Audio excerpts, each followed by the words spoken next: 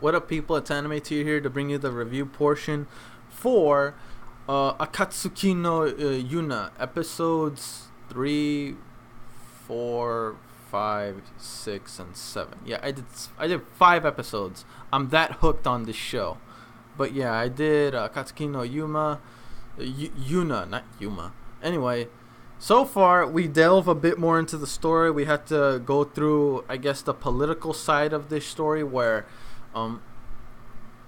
turns out freaking Suwon decided to gather the other tribe members to come together for a meeting in order to approve of him becoming the king of Koka. Unfortunately, at first, the former chief general of the Wind Tribe decided not to because, that old man, he got an eye. He saw, like, there's something shady going on here. So he didn't want to approve him being the king right away because he knew something was wrong. Thing is, though, I feel really bad for that old man because it almost felt like he lost a son, a daughter, and yet another son.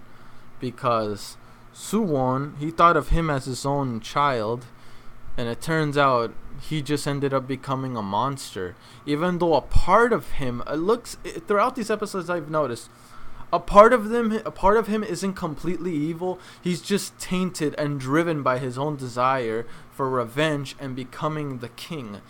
He wanted both revenge and being the king, even if it meant sacrificing the friendship of Sunhok, well, I guess it's Hawk now, and Yuna. And the thing that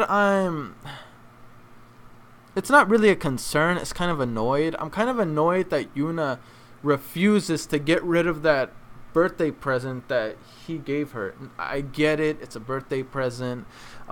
He probably still carries some kind of feelings for him, but bro, the man killed your dad. He killed your father. I know he said, technically your dad killed my dad, so I'm gonna kill your dad for that. We don't even know if it's true.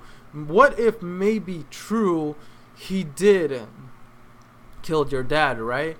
But maybe like Yuna's dad had no other choice. What if the general, like the one that was the eldest son of the king, was trying to kill him in jealousy of not being able to become the king? What if he tried to kill his own brother because he didn't get to become king? And because of that, his brother had no choice but to fight back, right? So that's probably how he got killed, which is not Yuna's father's fault if that's the case. It's his fault for acting in treason. So, I gotta say, I don't think what Suwon did was justifiable, and Yuna does deserve revenge. But she still carries him in high regard. She's not high regard, she just kind of she's still stuck with having feelings for the Suwon that she's known all this time, especially the one in the past. She can't let it go, and that's what's keeping her from seeing him in an awful way or wanting revenge. I'm not sure if she would ever want revenge, but I'm sure as hell no, she's gonna want to take back her kingdom. That's for sure. Noticing that Hawk is such a hilarious character. He is awesome fighter, but he is hilarious the way how he teases the princess all the time. You can already tell these two are gonna get together. I don't know when, I don't know how. I hope it's soon because I really want that ship to happen. Because I ship Hawk and Yuna. I ship that shit heavy. I need my ship to happen.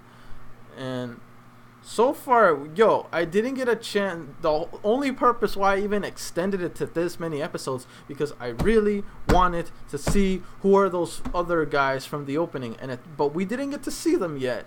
But we did get some clarity, and we know what they are, which is, in my opinion, good enough. We find out that these 4 guys, Blondie, Greenhead, Bluehead, and Whitehead, that's what I'm calling them, it turns out these guys are known as the Dragon Warriors. They are considered humans that consume the blood of a dragon and considered themselves the dragon's other halves. That's what they are. So, and it turns out the purpose why they were created was to protect and serve a king known as Hiryu, which was the red dragon that that came across a human form and came to Earth. So that's what happened. The 4 other dragons, they wanted Hiryu to come back with them because of how badly they treated him.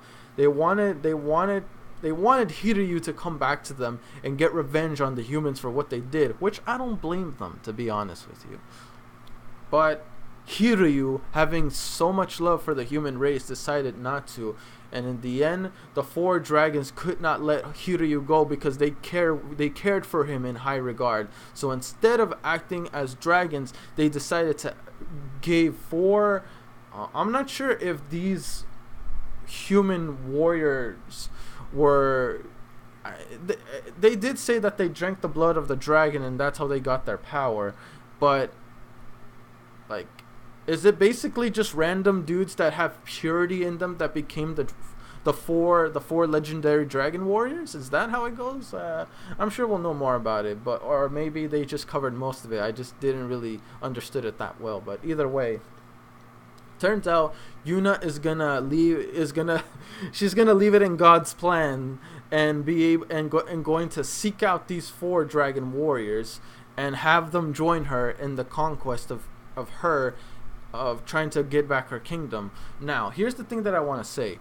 Hiryu and Yuna look very distinctly similar, especially by the way her hair. It's not just the color. It's kind of wavy, just like Yuna's hair.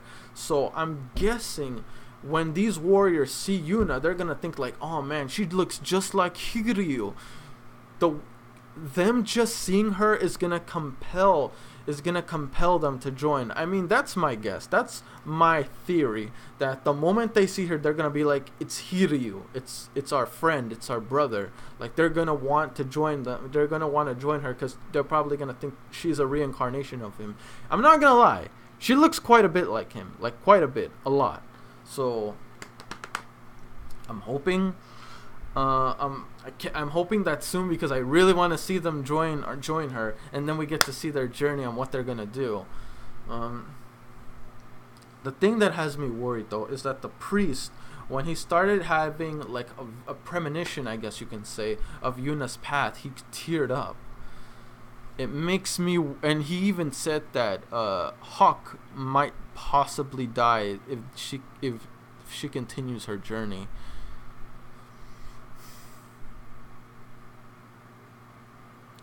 Did he cry because he may see a horrible end for Yuna? I really hope that's not the case. That's just speculation. Like, why would a priest cry like that? Obviously, something could happen to Yuna that's life-threatening situation. Maybe it's not clear set in stone, but it's a possibility. That's my guess also. Bro. But the story of the 4 dragon warriors and the dragons themselves is such a cool story. And I'm gonna have to go on a limb and say that the 5 tribes are representative from those dragons, because I guess in honor of them, you could say. But who knows? But their story was awesome. But once again, what caught me the most is that this guy Hiryu, I wonder if we're gonna get more insight on his character, whether it be on a flashback or he makes an appearance later on, whether as a spirit or as a reincarnation. But I'm gonna speculate right now and say Yuna is indeed the reincarnation of Hiryu. Calling it right now. Could be wrong, who knows. But just saying, that curly red hair was way too on point to Yuna. That was way too damn on point. Like, dude, what would happen if Yuna, since she is this is going on theory, if she is the reincarnation of Hiryu, she could be a dragon. Who knows? I mean, it'd be lit if she was a dragon, but maybe that's why the priest got sad, because something's gonna happen to Yuna. Something. I don't know what, but that's something. We may get more clues of it as the story progresses. So far, the story is really freaking good. I'm loving it. a lot. Like, hella a lot. Honestly, if I wasn't reacting to this, I would be binging this, like, heavy right now. but I need to get to SAO. We might do 2 episodes or more for SAO, not exactly sure, but we'll talk about that separately. Anyway, to end the question off,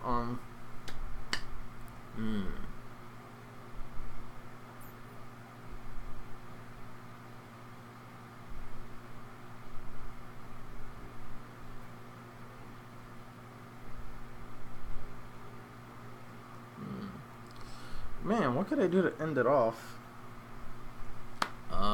Damn, my mind is drawing a blank, even though I had plenty of material to go about.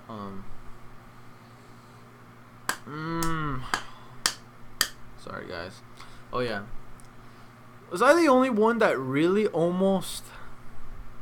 I kind of felt for the character Yona, the dude with the silver white hair that was in my opinion, seemed obsessed over Yuna, but toward the end, he looked like he had genuine feelings for her and was even willing to take a punishment for her. Like, when you got to this point in the series, guys, did you ever thought of like, man, this dude may not be all that bad after all? Did you actually give a shit about him when you toward that scene? And let me know why. Let me know what your thoughts on him personally. Another question that I want to go for and asking.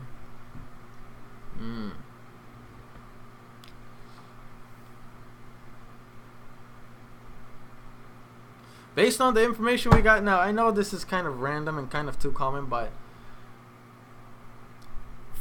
when you got to this point, who was your favorite character in the whole show? Who was your favorite character in the whole series when you got to this point? Let me know in the comment section below. But until then, guys, I'll see you guys in my next reaction, which is going to be soon. And make sure to like, comment, sub if you haven't already. It really motivates me to put more content out there for you guys. And yeah, guys, we're at 239 subs. We are 1 sub away from completely catching up for where my old channel left off. But until then, guys, I'll see you guys in the next reaction. Like I said, it's gonna be soon. Peace. I'm out.